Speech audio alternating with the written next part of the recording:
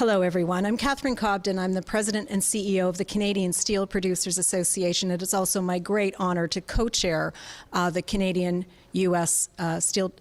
Canadian-U.S. Trade Council. Would you like me to introduce the next people? Yeah. All right. So we were joined today by a very broad group of industry sectors, labor unions, organizations, as the Premier has mentioned. But we have a few of us here to introduce. Dennis Darby, who is the President and CEO of the Canadian Manufacturers and Exporters Association. We have Ron Bedard, who's the President and CEO of ArcelorMittal Dofasco in Hamilton. We have David Patterson, who is, of course, the Premier's envoy in Washington. Thank you. Thank you, Premier. Appreciate it. Yeah, we had an incredible discussion around the table, and it was very, very productive.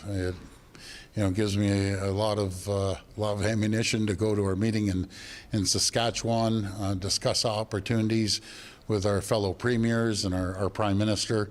It's going to be a very, very productive meeting. We'll be heading over there on Sunday and having a good conversation, how we can make sure that we stay strong, we stay resilient. We're a very strong country, and we're going to get through this. We're going to get through it, and we're going to be stronger at the other end. And I just appreciate everyone coming together today. So we'll open it up to questions. Premier, do you think there'll be some specifics from Prime Minister Carney about specific projects that will be fast-tracked? Is that your sense that the premiers will get a list, and are any of them your pet projects? Yes, Robert. Thank you for that question. He's asked all the premiers to give him a list of 5 priorities. We gave him our high priorities, 5 of them, but number 1 has to be the Ring of Fire, and we also have to focus on building another nuclear facility. So make sure we have clean, green, reliable energy. But those are probably the top 2, and then we have the other 3. So will those be his priorities as well, do you think? I believe so. I believe that he's going to pick a few right across the country that will have a great impact, not just nationally, but also provincially and with the territories as well. One has to be the pipelines. We can't be relying on the U.S. any longer.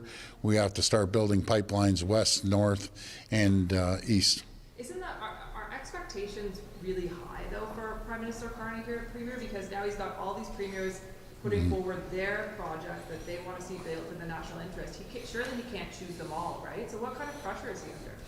Well, I wouldn't call it, that's a good question. I wouldn't call it pressure. He wants to work collaboratively. As I've mentioned, I think a priority is to bring the whole country together. The previous government, previous Prime Minister, didn't show enough love, in my opinion, to Alberta and Saskatchewan. We have to be a united country.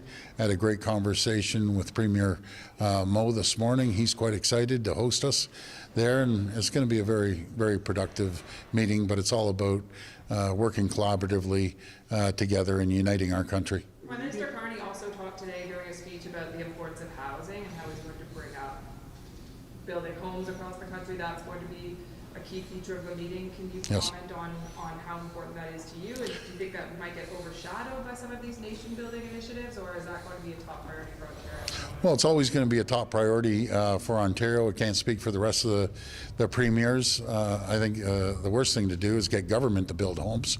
Government doesn't do too many things really good if it comes to building homes or anything. I believe in giving it to the private sector. They're the experts. Let's maybe talk about getting rid of the HST. Let's talk about maybe the federal government helping cities to get rid of the development charges. If we got rid of the HST development charges, the $700,000 or $800,000 condo that's about 600 square feet now drops down to close to 500,000. And we, as you've heard here in Toronto, we have a lot of empty condos sitting out there on the market. That market, the construction side of it, is slowing down. So we have to recharge it and encourage people to go out there, and this is the time when the market's low. buy a condo, buy a townhouse, townhouse, I'm getting tongue twisted, buy a single detached, but also take into consideration some affordable housing in that mix as well. Will you be designating your 5 priority projects as special economic zones?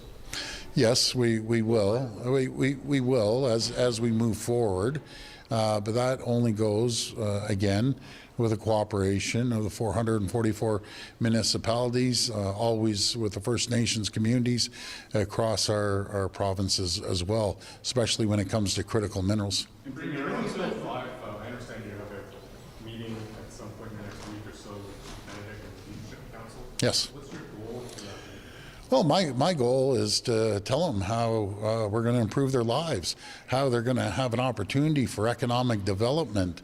I had a great meeting with Chief Benedict last week when I had him over to the House. This isn't about hurting First Nations. This is about giving them an opportunity. This is about making sure that they understand we have $3 billion set aside until they become an equity partner. We have $70 million in training.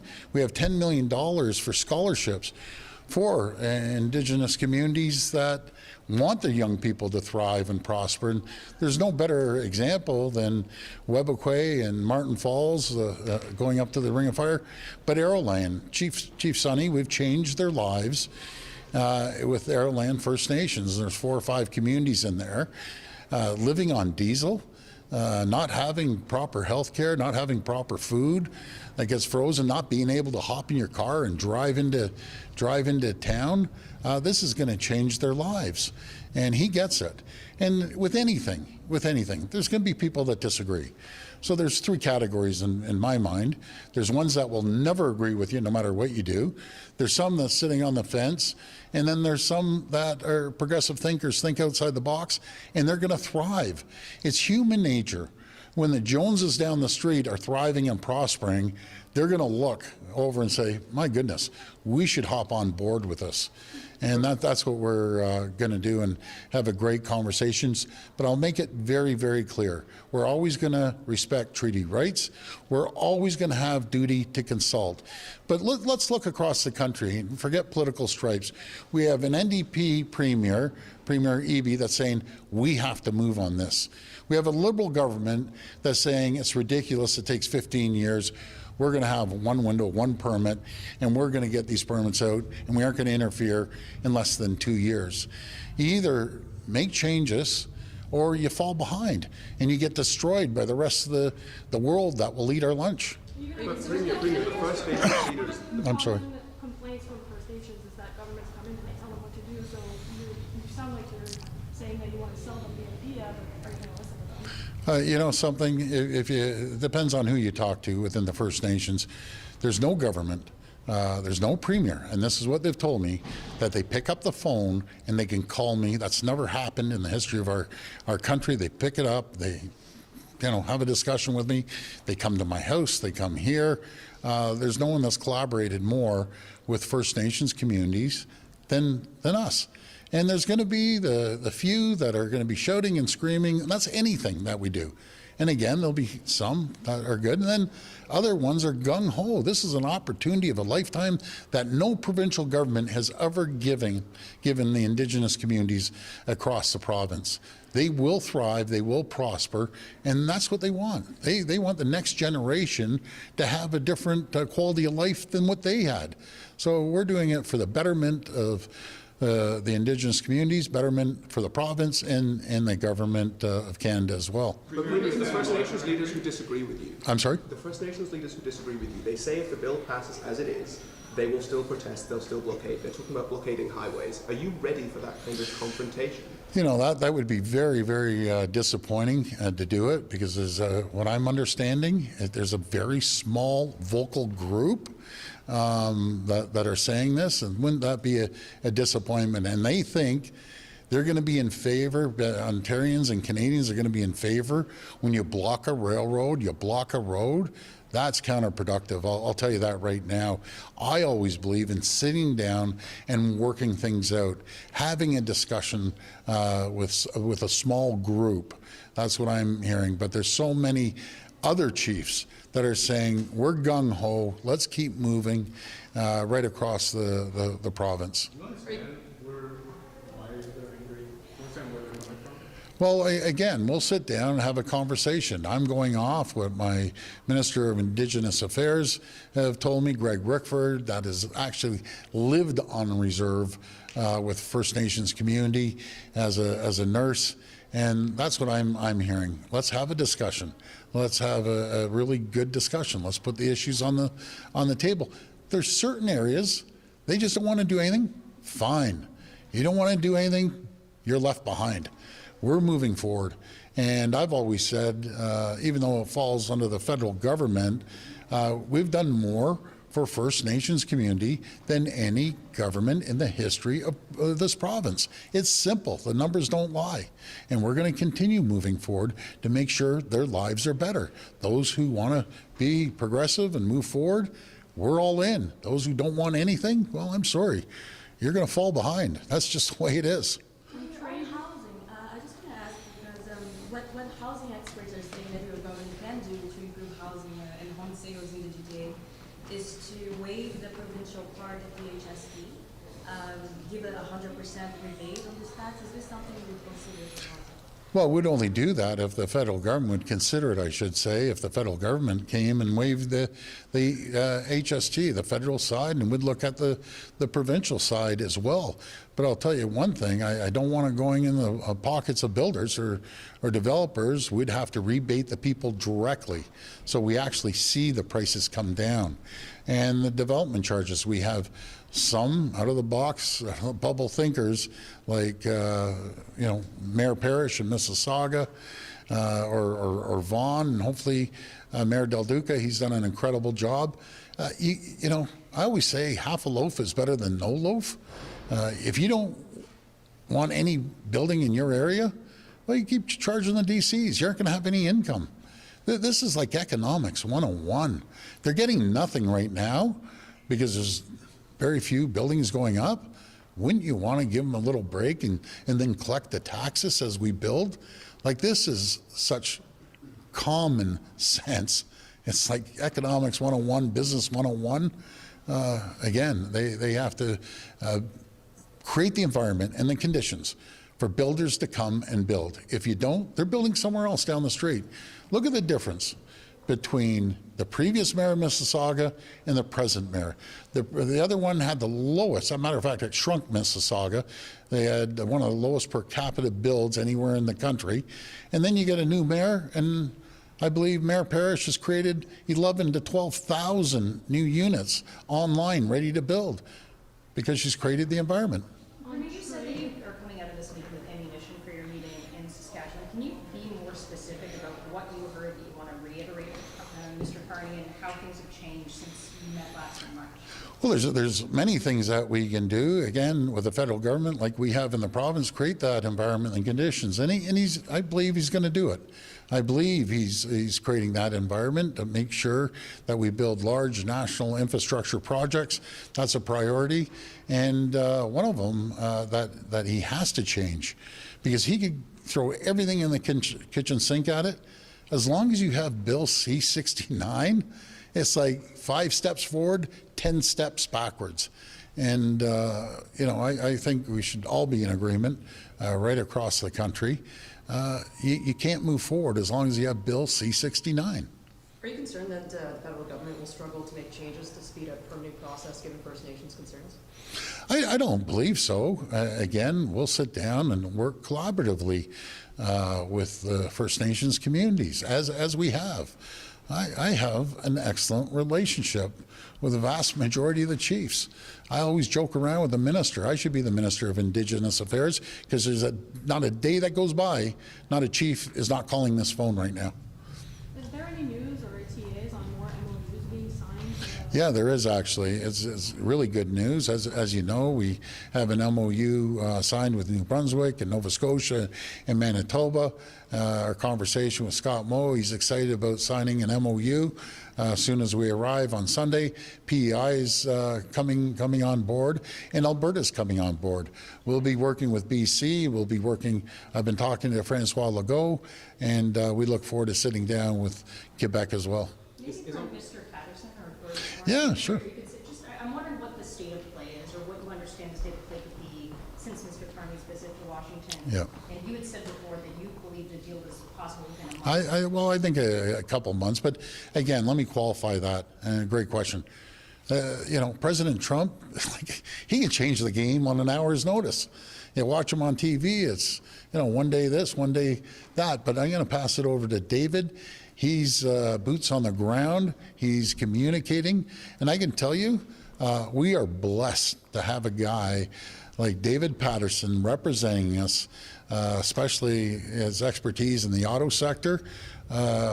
We're getting a real deal, and thank you, David, for everything you're doing. Just to let the viewers know, David was the president of General Motors here in Canada, one of the brightest guys I've met, and we're fortunate to have him. Over to you, David. I think I just got a promotion there in my past life. You never got a raise, but you got a promotion.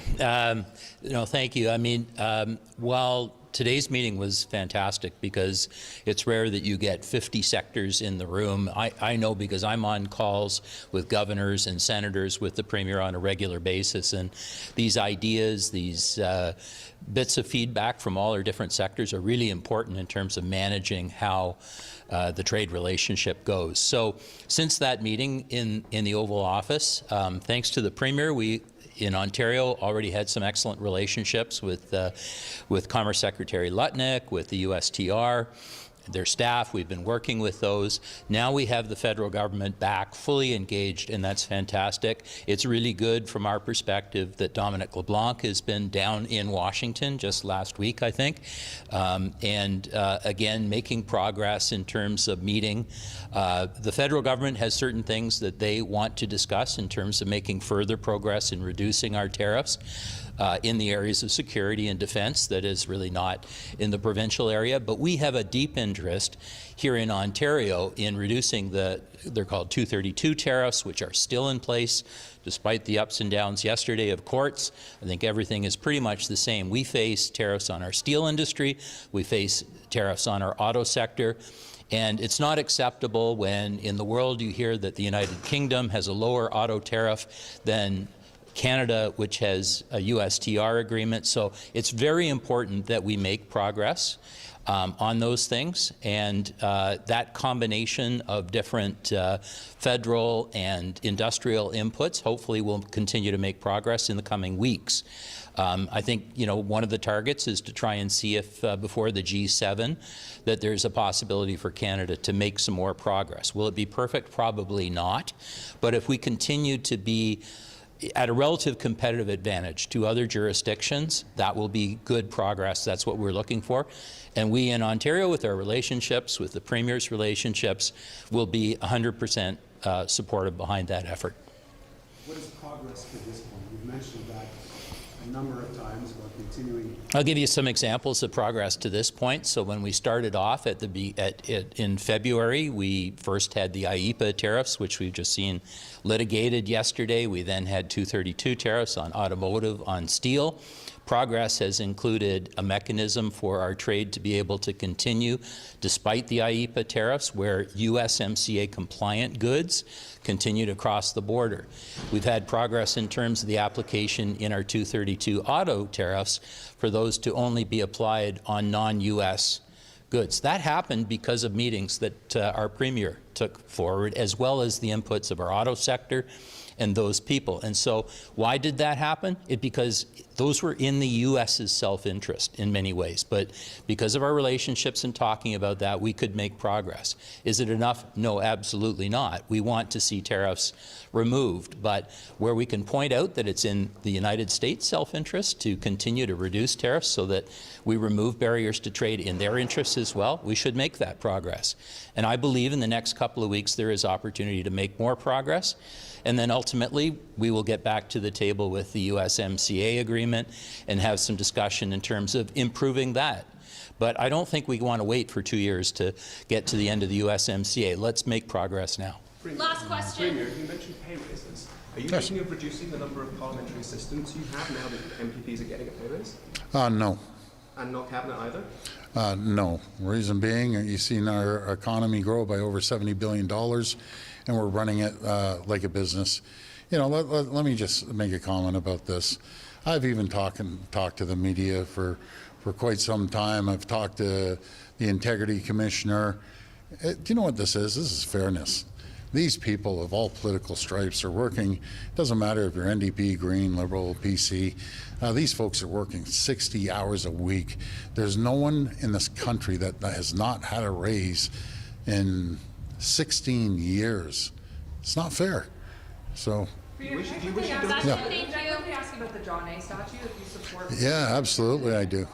I've been working on getting that box taken off, and so I guess it's happening next week. I can't wait. We're getting a lot of messages. So yeah, we're freeing John A. Can you explain why you think that's important? Some First Nations are expressing concerns about this, saying it brings up a traumatic history. Can you explain why you've been working hard? Well, you have to support our first Prime Minister. You know, things have happened over a number of years, but we can't just box them up. We have to move on. Stop worrying about the past. Let's start looking at the future. Let's start working together as a country. I'll tell you one thing, this is not the time to argue about a statue. This is a time to make sure, and it's my job, to protect the people of this province, to protect their families, protect communities, protect jobs and businesses, and that's what I'm going to do. I will spare no expense to make sure we protect the people of Ontario and protect businesses. Do you think, But thank you. do you think you need to I'm sorry. Benzie, is that what you were asking? No, you go ahead. I just wondered, like, aren't you concerned that it might get vandalized, or like how are you gonna? Well, you know something. It was vandalized before, and you just don't vandalize property, no matter if it's personal property, government property. You can come out there and jump up and down and protest all day long, do cartwheels. That's democracy. Vandalizing property is not democracy. You know, we live in one of the greatest nations in the world. I think the greatest sovereign nation in the world. We have 110 nationalities, well over 180 different languages, and for the most part, everyone gets along. They work together. They live side by side, and that's what Ontario is all about: is the diversity. And we welcome everyone around the world. But Premier, folks, is it important to add the context to the statute? Because obviously some people were upset that there wasn't that context. And that's fine. Yeah, we can. Plaque then? Yeah, we can put the plaque on there, acknowledge, you know, some of their concerns, and I have no problem with that. But let's just move forward, and let's focus on one thing: protecting Ontario, protecting Canada, and creating opportunities. This is something we've never seen before, folks. We're in a full-out economic war with not the American people, one person, President Trump. And we're going to fight like we've never fought before to make sure we protect the people and protect our great province. But I just want to thank you for your time. Hopefully I'll see you all in Saskatchewan. Benzie, you better start driving now. It's going to be a little hike there. But no, I encourage you all to come. It's going to be very productive. But thank you, everyone. I appreciate it. Thank you. I'll bring you John's birthday too. Oh, happy birthday, buddy. Big 3-0.